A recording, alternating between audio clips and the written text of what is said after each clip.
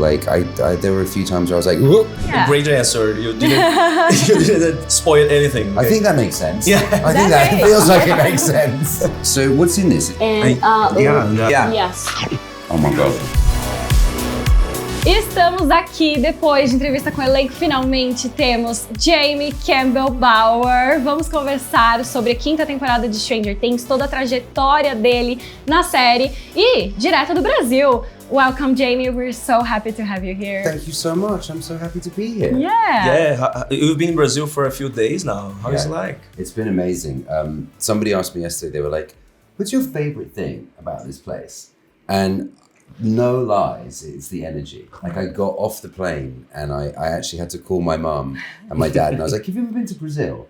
And they were like, no. I was like, it really is unlike anywhere else on planet Earth. Like there is a vibrancy here that is so special and unique to this place. So yeah, no, I love it. It's so nice to be back. Oh, you are pretty welcome. Nice. And you Thank met Xuxa also. I met Xuxa, which I hear is every like childhood like dream. Yeah, she's Okay. the queen of the little ones, we called her. Yeah. Because like the kids love her and we all grew up like watching her sing and act, and you got to receive the parabéns da Yes. Xuxa, the congratulations, because it was The your Brazilian happy birthday. birthday, yeah. Which is a big deal. It's a big deal. Yes. A huge deal. Yes, it's a huge song here. It's like a pretty big celebration in Brazil, and probably the kids from Stranger Things, they would like Xuxa. They would watch it in the 80s, you know. Yes, she was the queen of the 80s, but now I feel like she's timeless, I guess. Yes. Yeah. She was lovely. I can say she was very, very sweet. She was very kind to me, so it was very cool. And you were talking about the energy. I feel like Yeah. the parade was the greatest. How was the energy? How did you feel there? Did you match your expectations? Well, I didn't know what to expect. I really had no idea what to expect because it was like a parade, and I was like talking to Cara Buono and Caleb McLaughlin in the show about it, because Caleb's out in Japan, and he was like, what are you doing? And I was like, there's a parade and I'm not really sure what's going to happen, but it's going to be great, it's going to be fun. And then I got there and there's like 15,000 people. Yeah. And it was insane. Like, and I said yesterday in another interview, and I genuinely mean this, like when I was 15 years old, I went to the premiere of iRobot in Leicester Square in London. I went with my friend Seth. And we waited all day from like midday to like 7 p.m. and it was super hot. But by the time the cast were coming down, we all got so excited, you know? And so for me, being able to look at some of those kids who were at the front barrier in the eye and truly connect with them was a very, very unique and special experience, because I know how that feels to be there. And to see the love that they have for this show was just, it's amazing. It's really, really amazing. It's very, very humbling, and it's very cool. Like there were a few times where I was like, whoop, like I could feel my heart rising, and like I was like welling up a bit. And you know, we make this show in isolation. We make it, you know, for ourselves. Well, not for ourselves, but like we make it, you know, because we want to be making things. And then to know that it's handed over and that people love it so much is crazy. Yeah. It's crazy. Yeah. You got a little taste from our Brazilian carnival. Yeah. It's just like that, but bigger. I need to go to Rio next and Please, do, yes. do Carnival. That'd be amazing. That'd be And amazing. also you say Salvador, which is your hometown. Yes, of course. The carnival from Salvador is amazing. It's in the Northeast. It's also very cool for the carnival. Beaches and these big cars and people all around the street. It's amazing. So it's a lot of tips already for you. Nice. So, talking about Stranger Things, let's dive into it, Bruna. Let's, please. Okay, by the time the interview is coming out, the first 4 episodes Great. will be already out. And are you the type of person that checks social media and fan reaction about it? Yeah, it's funny. I actually had a phone call with somebody yesterday about this. I try not to. I do try. I try my hardest not to. I don't always get it right. There are times where I can't avoid it, and that's when I like rely on like my friends and my loved ones around me to be like, I'll like give them the phone. I'll be like, take this away from me. I do not want to be anywhere near this. Let's go and do something exciting and something fun today. Yeah, I'll try to avoid it, but I'm not sure I will. And have you seen the 4 episodes ready now? I've seen 1, 2, 3, 4, 5, and 6, Oh. and about 20 minutes of 8. Whoa, Okay. so you're very ready to talk about this because we've seen the first 4 Yeah. and well, that ending. But before we talked about that ending, I want to talk about the first 5 minutes because Oh, yeah. we find out that Vecna already knew about Will. He was behind it the whole time. So I was thinking he's very patient, right? Because he's got a big plan laid out. Yeah. What can you tease about like his patient and how big is his plan? Oh, his plan is astronomical. Like, it's apocalyptic. Yeah. Effectively, his plan. And you talk about patience. I mean, for anybody that's seen the show, i.e. the play, Oh yeah. there is a connection between Henry and a young Joyce as well. So this plan has been in motion potentially for ages. But you'll have to watch the show to find out whether or not that's true. So, yeah, and when we finished season 4, I was like, I said, oh, there's definitely unfinished business between Will and Vecna and Henry. And I felt like that for sure. So, yeah, it was nice to put the original suit back on. Yeah. It was cool. And the ending of the episode 4, like we felt chills watching it. That final speech from Vecna talking about their connection, Will and Vecna, and how Will breaks so easily. So what can we expect from this dynamic between Will and Vecna now? Well, I was always.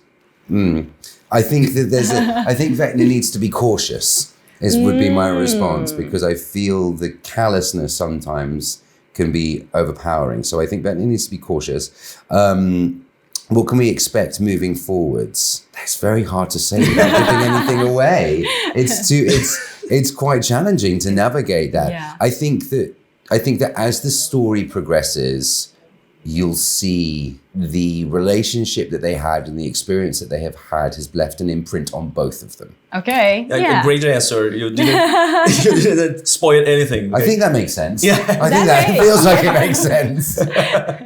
And of course, the whole impact of the season is because of how your voice as well. But first, the William got me. When I first heard of it, wow, this is serious.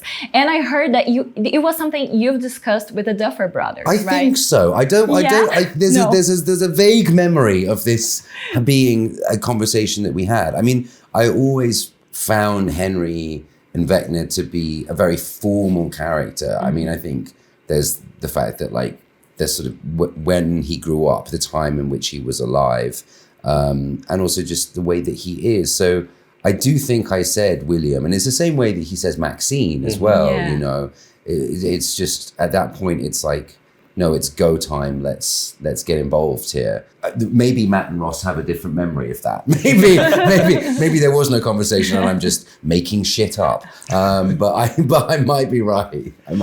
But yeah, it's your take because Vecna is taking this seriously. So he has to say the full name, right? Maxine. The government name, as everybody keeps saying, his full government name. Yeah. And the voice is such a powerful part of the character. If you please can walk us through the process of creating and making the right tone for him, and if you also changed anything for season 5 since season 4. Yeah. So the voice. I mean, we had COVID, right? So we were in lockdown from March until whenever, and that gave me so much time to build on the voice. So when I first got the show, when I was auditioning for the show, I made this mood board of I had Will Byers in the middle, and then I had Hawkins around the outside of it. And then around the outside of Hawkins and some of the other characters, I had characters from horror movies that I really liked. And this was before I really knew who this character was. So I had a lot of Dracula. Yeah, so we're talking about Dracula. Yeah, a lot of Bram Stoker in there, a lot of Christopher Lee as well, and various other horror icons and characters. And I sort of took a step back from it. I was like, okay, cool. That feels like I'm in the right space with it. And I knew that Nightmare on Elm Street was a big reference for Matt and Ross Duffer, you know, for that season, and just as people, they loved that movie. So I went back to that and I started working in that space and in that Robert Englund, Freddy Krueger kind of world. And for me, it didn't quite land in terms of what I wanted my character to be like for that. So I was doing some more digging, and Hellraiser had been a reference that had been shown to me early on in the process of auditioning for Vecna. So I was like, I'll go back to Hellraiser. So I went back to Hellraiser and I went into Doug Bradley playing Pinhead in those first 3 films. That's where it sits. Like, that's where it stands. That's where it comes from. I always felt that Vecna was this very like considered, precise, stalker, killer kind of monster. And the voice had to be representative of that as well. I'm a singer as well, so like learning how my particular voice and my throat works and my diaphragm works was a huge part of it. So that's the logistical side of it. And then you have to attach the sort of emotionality to it. So started, you know, bringing into the idea of resentment into it, and rage and bitterness and just hatred as much as possible. I would record myself saying things and email it to Matt and Ross Duffer, and I'd have like spooky Dracula music going on in the background, just to see how they thought it was and if it was landing. So by the time I got on set, it was all there, and people asked me, you know, is there a voice changer on it? I mean, there's like a bit of reverb on there to create the idea of it existing in, you know, a sort of cavernous space. But that's about it, really. Yeah. Which is pretty cool, and like I'm pretty stoked for it. Yeah. I keep imagining Matt and Ross receiving these audios and being like, whoa, okay, you sold it for us already. Yeah. Either that or they went, what the fuck? It can be as well. Yeah. Like the audio haunts their dreams at night. But the way Vecna says beautiful things, and the first 5 minutes, like chills already. Yeah. Well, you've mentioned a little bit about The First Shadow, which for those who don't know is the official Stranger Things play, and debuted in 2023, which is after you already was cast as Vecna. You saw the play, right? I've seen it twice. Oh, but were you already aware of Henry's backstory before it? Yeah, it's a really strange thing to talk about, because there is so much for me wrapped up in the production of The First Shadow. It's produced by someone called Sonia Friedman. I worked with Sonia in 2015, which was a very, very, very interesting and life-changing year for me. It was at the Phoenix Theatre, which is where The First Shadow is currently on at. And also The First Shadow is predominantly about Henry Creel, which is a character that I play. Yeah. So I walked into that theatre for one of the previews to watch the show. I just burst into tears. Like, I was fully crying. And then Sonia came along, and I just it got even worse. And so your question had like, did I know anything about Henry's backstory? Well, I'd also spent a lot of time like thinking about that. Mm-hmm. And for me, the idea of like loneliness and isolation was really important with Henry. Feel like the show is so much about, so many characters in the show are the outsider, you know, and I don't think that Henry's any different in that sense. You know, he ultimately ends up becoming Vecna and does a lot of bad things, but there was always this sense of like, I wanted him to be loved. That was ultimately what I wanted for him. So I spent a long time thinking about his relationship with his parents, with his primary caregivers. And there's a particular scene in the show where Virginia, his mother, hits him. And it was at that point that I was like, no, of course, like this all makes perfect sense. Now, there are things in the show that I hadn't thought about, and that you will, if you've seen The First Shadow, will be interesting for season 5, for sure. but it was more the emotionality of the character that I was like, no, I now feel like everything that I thought about was qualified. Yeah.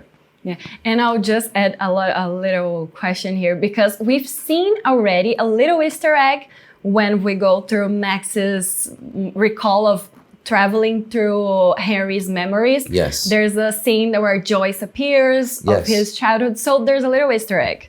But I guess we'll see more of this relation between the play and the show.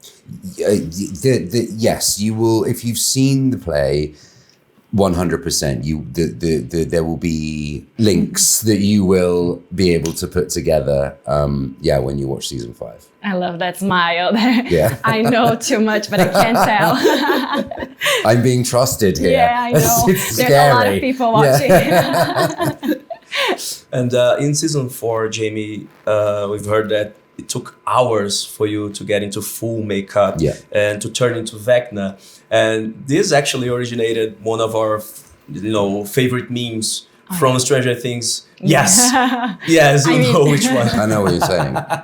And season 5 now has Vecna using a lot of CGI improvements. So how did that change the way you've approached the character for this season, now that you could actually see the whole character and, when you get ready to shoot at it?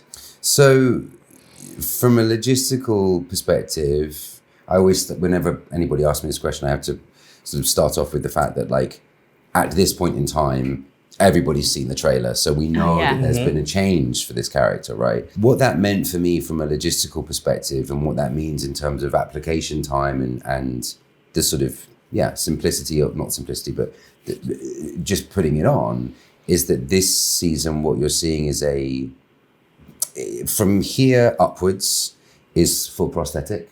My hand is prosthetic, and then the long hand is a glove. And then everything else that you're seeing is a suit, like a skin-tight suit that's painted like the colors of Vecna. Wow. So in terms of what you're seeing body movement-wise, it's all still me. So that hasn't changed. So it's still me. They just are using my movements and putting on the shape of whatever they need to see for the next, for this iteration of Vecna. But what it meant is that, like, I was able to have more conversations with different departments this season. When we did the first test, the heads and the shoulders for Vecna, they're quite big. It's quite broad. I remember we had the sort of head on, quite bulbous, and then everything else is sort of quite skin tight. And I remember turning around to Barry Gower and going, I need something more on my shoulders. Like, I need something extra here to make sure that we still have the presence and the gait that we had from season 4. Because in season 4, obviously, I'm turning up in full prosthetic and, that's terrifying, and it's big. So I was like, well, what if we introduce some, like, American football pads into the shoulders and into the sides here to create that size? And he was like, yeah, cool, we can do that for sure. And then Michael Meher, who was on the CGI side of things, was like, oh, like, be aware that you're going to be missing chunks of your body from sort of your ribs and areas like this. So, take that into consideration. Again, I had a conversation with Barry, and we ended up putting in the side of the suit these sort of 2 larger blocks so that I could really rest my arms where they needed to be without worrying that I was walking a bit like a cowboy, And then Amy Paris, who's the costume designer, we had some conversations, and they put in like 3-inch rises in my shoes just to make sure that even though this season we're not as heavily prosthetic as we were, that by the time I was walking onto set, we still had the presence, the scale, the gait, and we could induce fear, rather than being like, well, that looks a bit silly. Do you know what I mean? So, yeah, it's definitely a blend. But like I say, everything that you're seeing in terms of the movement, all the choices, that's all me. It's just I have a full set of ribs, and they needed to take some away. And was that heavy? Because I keep imagining, like, putting so much thing on you was like... The season 4 makeup was heavier. I mean, Yeah. season 4 makeup was. So now you were easy. Oh, this yeah. is easy. This was a walk in the park. Just a lycra suit. That's okay. Yeah, it's fine. Yeah, looking like an ice skater. Yeah. And this was great because you understand the character so much that you got your inputs in it, talking about the shoulders, and there is all this collaboration between all the team. So Yeah. this is something that most people don't see, most people don't know. Yeah, no, definitely. And I think even as an actor like that, something that I really took great pleasure in as well, because, it's working in any field, right? There are always so many talented and amazing creative people. And so anytime I get the opportunity to poke my head in someone else's office and see what it is that they're doing and have a chat with them, I'm excited. Like, this is really cool for me. Plus, I might find out some secrets as well. So yeah, it was very, very cool. And there was one other thing that you asked me, sort of just, did anything change? Well, no, like nothing changed with the character. There were definitely things along the journey this season that I learned, and I had moments of like, oh wow, like that's new, but I'd taken the character with me between seasons 4 and season 5 and just consistently thought about it like it was the thing that was in the back of my mind always, because I didn't want to get a phone call 3 months away from shooting and they're like, okay, cool, it's time to start again. And I'm like, I don't remember how this feels. Like, I don't know what I'm doing.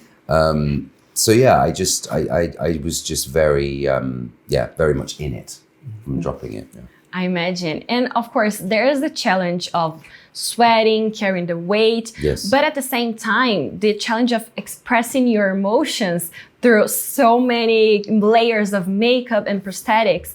So how do you approach expressing the emotions behind all of that? And also, how does that change when you're portraying Harry without everything? So for season 4, the prosthetic itself was so thick that I had to really move my face a lot in order to get it to move. No Botox, no Botox there. To get it to move, whereas for 5, just because of the way in which the mold is and the shape of the face this season, it's way more malleable and pliable and more movable.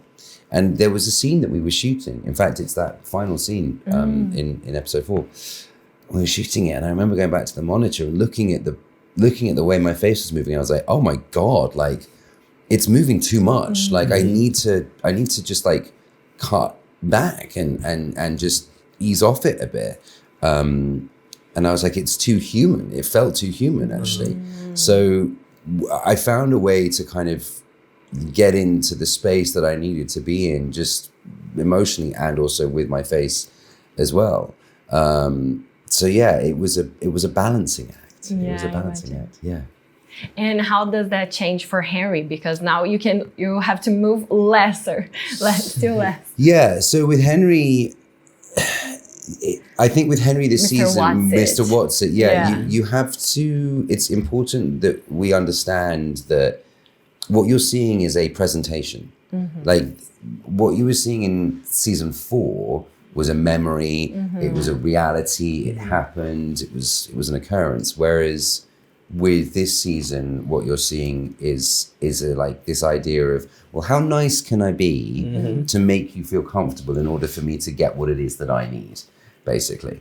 And that's a really hard thing to play, because as an actor, I really like to sort of go into a scene and be like, here's my heart, here's my intentions, here's everything. But you have to bury that, with Henry and with Mr. Watson. You have to just keep it pushed down. And even now, as I'm talking about it, like my hands are getting like it's scary. It's a scary thing to do. Yeah, we miss the gaze, his look when Henry and One actually is looking at 11 at season 4, using his powers. And now with Mr. Watson, he's just like this calm guy, chill, and not with that evil gaze, You may see it again. Oh, looking forward to it. You may see it again. And talking about season 4 again, we have like scenes and moments that turn into memes. Do you think there is any scene or any shot from Vecna who, you know, that can be a new meme for season 5? Yes. Whoa. Yes, but it's not from the first 4 episodes. Okay. Yeah. Oh, yeah. Yeah, there's loads. Yeah, there's loads. Yeah, there's Can you loads. just tell the episode we must be looking for the meme? Probably 7 and 8. Okay. Yeah, 7 and 8. Good to know. Yeah. Yeah. We'll Excellent. be ready for that. And talking about the behind the scenes as well, you just said that you are a singer as well. We know this is a very musical cast. We have Joe, Maya, Finn. Was there any moment where the behind the scenes turned into a music A session? jam band. Yeah. Yeah, it was when I was in full Vecna costume. That would be amazing. It's so funny because like so much of my work takes place in isolation, so I don't often get to like play with the other guys in terms of just being able to see them. I think like Finn and I, you know, bumped into each other a few times sort of in passing as I'm sat on the stoop of a trailer. Unfortunately, there was never a time where there was a band started up, but I'm sure we could do it. Yeah. I mean, we all play guitar. That's the only problem. It's quite a guitar-heavy there's band. not a variation Do you know of what I mean? instruments. Like, it's a lot of people playing one guitar. Yeah. Yeah. You have to do like a choir so everyone can just sing. That'd be nice. Barbershop. It's kind of weird. I mean, I would kill to see a video of that, you know?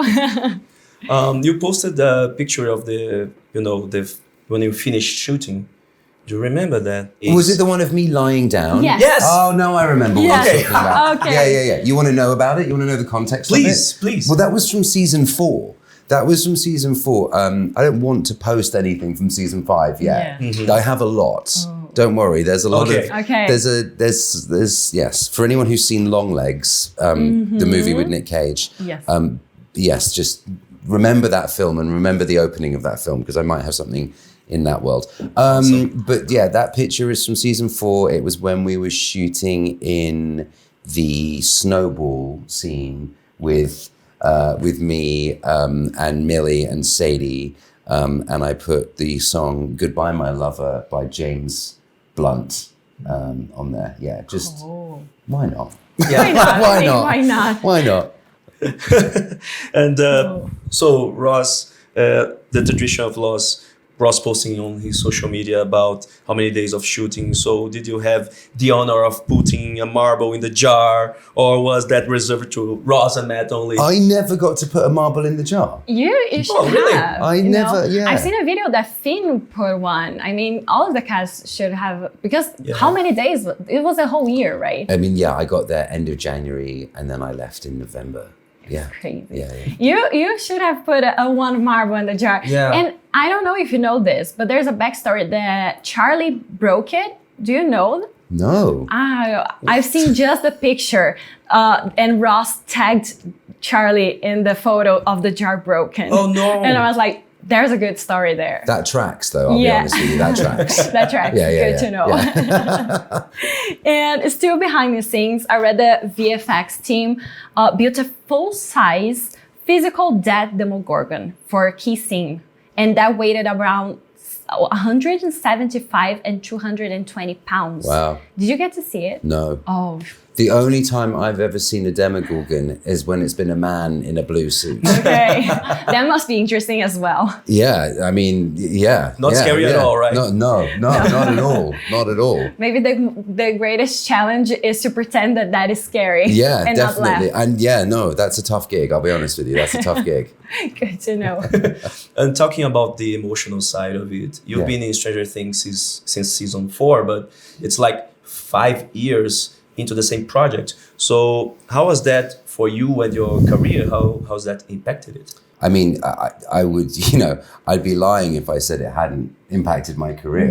Of course, it's propelled me forwards in a way that I really had no idea that it would.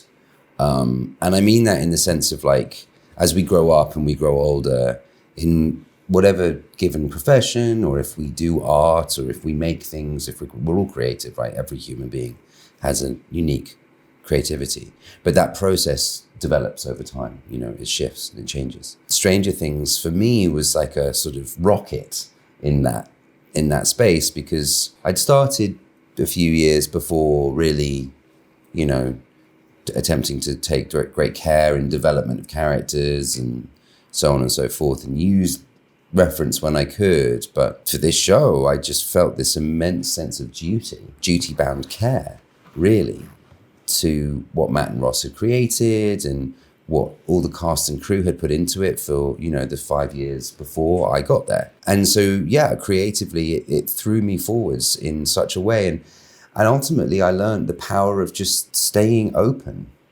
you know, staying open, staying receptive, staying okay and yes to whatever it is that comes my way, you know. And that, in this sense, with regards to the show, was so powerful, because there were things that I saw or things that happened that if I hadn't been aware, they would have passed me by. Mm-hmm. Little things. I mean, like the day I got Vecna, mm-hmm.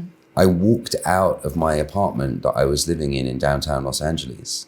And it is the first and only time I have ever seen somebody wearing a Dungeons and Dragons Vecna t-shirt. Whoa. And that, like, it's just little things like that where you're like, like, what's going on? You know, so like... Well, that was a sign. Yeah, literally. Yeah. But these things kept happening. So it was just about saying yes, like making sure my heart was available, making sure my soul was receptive and open to it. So that's helped my career immensely, because I think just creatively, it gave me the confidence to kind of allow myself to be in that unknown space and trust whatever comes. I love working with Matt and Ross. They're amazing. I've learned so much about.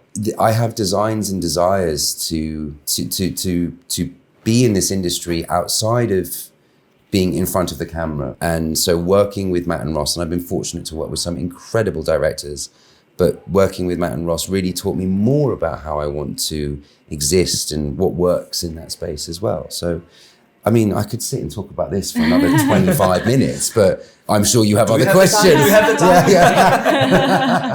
But that is so cool. And I was wondering as well how emotional it was your last day. Because I know for the kids, it's half of their lives. Yeah. But for you, I feel like it's a really individual experience, being the villain. And also for interviews, you're always alone. Always. And so you have to have like a very specific, maybe bittersweet feeling about the ending? Yeah, there was I have a photograph that was taken of me, and actually my last day was the first time you see Mr. Watson. Oh. Yeah, but you won't know where that is yet. Unless you know, like you might know, you might not. Interesting. But you know, somebody took a photograph of me, and I look like a man who just sort of shed the weight of 1,000 years. I'm like, so was it bittersweet? Yeah, it was bittersweet. It was definitely emotional. I remember somebody calling final checks or last looks, you know, for hair and makeup, and I was like, no, this can't be the last time. But it definitely was a thing where I was like, it's done. Mm-hmm. Like, it's done. I don't have to think about this. I don't have to carry this with me anymore. And it's a strange thing for the brain when you're so used to holding on to that for 5 years. And then you're like, oh, I can just leave this now? Like, oh my God. Like, yeah, literally, what's next? And I remember I like hung around on set and just like stayed around and wanted to absorb every moment. And I saw Sadie, and Sadie was like, is this how it feels? And I was like, I don't know how I feel. Yeah. Like, I feel so much. I don't really know how I feel. So yeah, it was emotional. Yeah. I can see that. Yeah. Well, we're approaching the end of the interview. Okay. Unfortunately, and I know Bruna has something to ask you. Okay, because I'm a huge fan of a lot of universes, and you are on like every universe, and I'll read it. I don't think like everyone knows that you were Caius on the Twilight Saga since New Moon. That's right. Then you played Waymar Royce in Game of Thrones. That's in the pilot. Yes, I did. Yep. Young Grindelwald in Harry Potter and Fantastic Beasts. Yep. Of course, Jace in The Mortal Instruments. Yep. And after Stranger Things, you're also starring in The Lord of Rings, Rings of Power. That's correct. So, like, do you have a bucket list that you're just picking? They're just like, oh man, we need that English guy that does the fantasy roles. Can we just call him up? He looks like he's free. Do I have a list? You know, I don't have a list. I think I just get drawn to these worlds because they're so beautiful. Yeah. I mean, so much of how I approach my work and my job, it just comes from that feeling of love. Like if something feels exciting or like love or I'm passionate about it, I'm going for it like 100%. So yeah. I love it. Yeah. But there is one other thing I would like to do. Oh, please. This was my next question. Okay. Jurassic Park. Whoa! please do. Yes. I would love to be in Jurassic Yeah. Park. I mean, those first movies were so important for my childhood. And then I've recently started watching the new ones. And they're so much fun. They're so much fun. So Yeah. if anyone's watching, Please. I hope you got the call. Jurassic Park. Yeah, just Listen. make your pitch. Yeah, exactly. Gareth Edwards, please. Yeah. And so, we've heard that it was your birthday just a few days ago. It was. Yes. You're Well, done. you already had this Yeah. Brazilian happy birthday, From Xuxa, it was with big. Xuxa, yes, it was epic.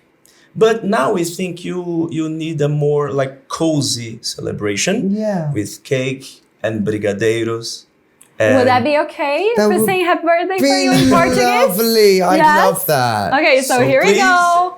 Parabéns pra você nessa data querida, muitas felicidades, muitos anos de vida. Parabéns pra você nessa data querida, muitas felicidades, muitos anos de vida. E pro Jamie nada. Tudo! E como é que é?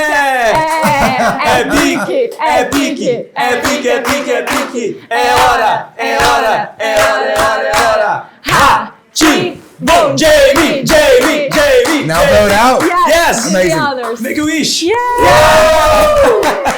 Happy birthday, Jamie! Thank you so much, Happy guys. birthday. I have loved spending my birthday here in Brazil, and I Yeah. mean that. Everyone has been so kind, and yeah, I'm really emotional because it's just been really beautiful. So thank you so much. I Aw, really we're appreciate glad it. you enjoyed Yes, it. we're so Yes. glad having Thank you you very here. much. Thank you so much. Thank you so and much these for are my your time. fucking favorites. Oh, Yes, yes. we got it right! We got it They right! are delicious. There were some in my room the other night, and just before I went to bed, I ate 6. Do you know So- the name? And you said brigadeiro. Yeah. Brigadeiro is this. This one is called beijinho, which is little kiss, Yeah. because it feels like a little kiss. It's so good. delicious. Yeah. We're glad you enjoyed. So now we can all enjoy a little bit of cake. You can. And yeah.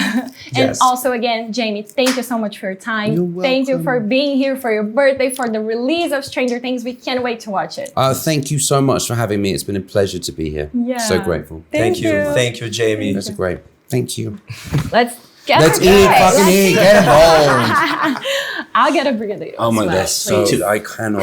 Like, Yeah. So is to it cut it, so it's okay? Oh, so we have a We have to tradition. cut it, but You from have the to cut bottom. from the bottom to the top and Okay. make a wish. So you go it this way, Yes. like that. Yeah. Yeah, make a and wish. make a wish in your head. Yeah. Yes. There we go. Yay. Full Brazilian birthday. That's it. You guys are so sweet. You need our social security number. So what's in this? Is it coconut and white chocolate? And yeah, and, and leite condensado. leite condensado, Wait, yes. condensed Condensed milk. milk. Yeah. Yes. Oh my god.